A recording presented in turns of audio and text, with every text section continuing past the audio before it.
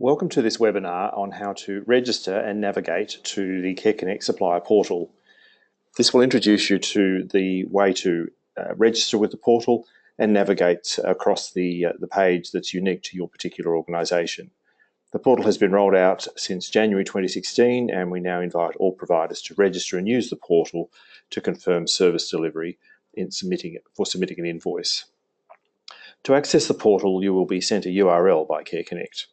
Access is available using common search engines such as Internet Explorer, Safari, Firefox, Google Chrome. It works in a Windows or Mac environment. To register, you will need to access the URL and you'll need to enter a 6-digit vendor ID provided to you by CareConnect with your registration pack. You enter the vendor ID under the supplier ID field. You now need to choose an email address. Unless you're a sole trader, we recommend that the email be generic to allow for access to the supplier portal in the event that a staff member is absent from the workplace. Currently, only a single email address can be used per provider. This is because only one person can be logged in at a time, so it limits the risk of failure to capture your submission. And finally, you need to choose a password. The password must have a minimum of 8 characters with at least one capital letter, one lowercase letter, and one digit. Do not match the password to the username of your nominated email address. For example, if you register as homecare@homecare.com.au, your password cannot be homecare1. Once you have completed the registration steps and clicked register, you will receive a registration email to your nominated email address. Go to your email inbox and click the confirmation link and you're in. Please note you'll need to confirm within 60 minutes or else it will expire and we'll need to reset your account. Contact procurement at CareConnect if you need to reset your account. After you're registered, logging in is as simple as entering your nominated email address and the password that you have chosen.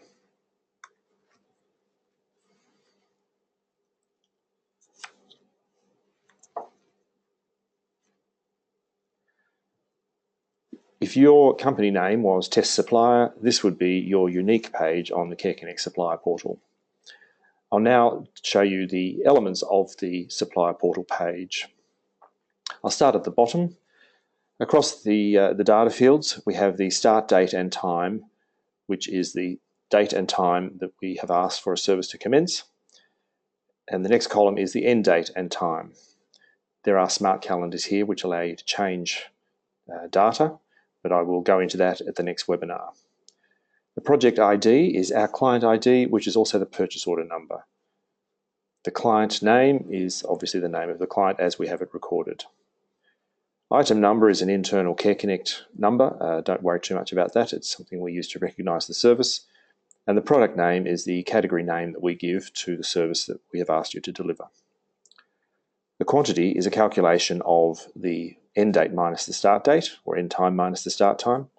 In some fields, you will notice that there is no end time. What that means is it's a quantity, and in this particular line here, it relates to travel, and the quantity is kilometres. The unit price is the unit price that you have advised CareConnect that you charge per hour for this service or per event. If that price is incorrect, please contact procurement at careconnect.org.au advising of what the price should be so we can update that detail. The line amount is a calculation of unit price times quantity. GST group indicates whether or not the service attracts GST, and if it does, the GST amount applicable is in this next column. The total column is a calculation of the line amount plus the GST amount. Invoice ID is the recipient-created tax invoice ID that CareConnect has allocated to the payment once we have made the payment. Vendor reference is a column that allows you to input data up to 20 characters to enable you to reconcile payments back to your own financial management requirements. This information will be captured in the recipient-created tax invoice and also on the remittance advice that's provided to you. Payment due date, once we have your confirmation and the client's confirmation, that is the date on which payment will be due to be made to you. Our standard terms are 30 days from the date of service delivery once we have both those confirmation points from supplier and client. The payment date is the date we've actually paid you. Supplier confirmed is the column that you will need to action to get the payment process underway, and that will be the subject of the next webinar. The status is the actual status of the service event, and that will be discussed in a little while. And IFA status, IFA stands for invoice for approval, and that indicates that a variation has been proposed by you to the service, whether it's in the date or the length of time or the quantity. And the IFA status would indicate that the status of where CareConnect is at in relation to dealing with that variation. So going now to the top of the page, on the left-hand side, the client column lists all the clients that we have asked you to support.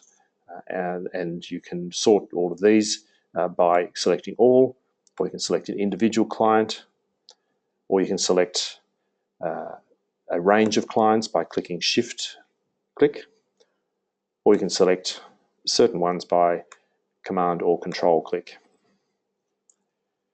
The status, the web page will always open at the open status.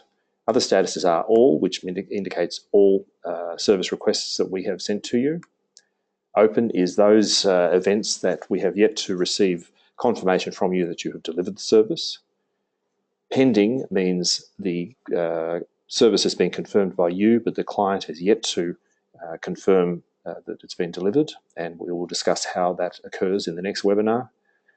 Approved means that we have your confirmation and the client confirmation, so it's approved for us to process for payment.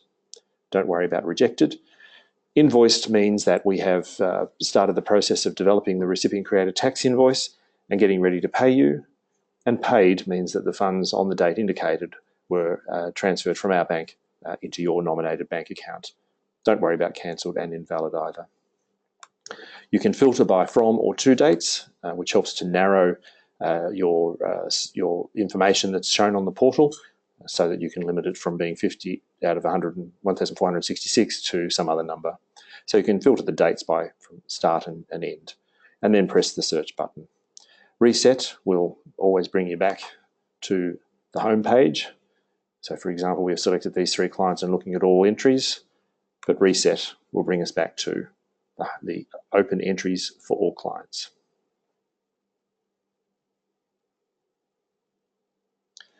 The other elements here relate to the batch transactions, and that will be the subject of another webinar. Thank you very much for listening to this webinar. If you do have any questions around gaining access or navigation, please contact 1300 966 170, or you can email procurement@careconnect.org.au for assistance. You can also refer to the user guide that's available in your registration pack, or available from the CareConnect provider website, which is www.careconnect.org.au/providers. And we will assist you as much as we possibly can in navigating and accessing this portal. Thank you very much.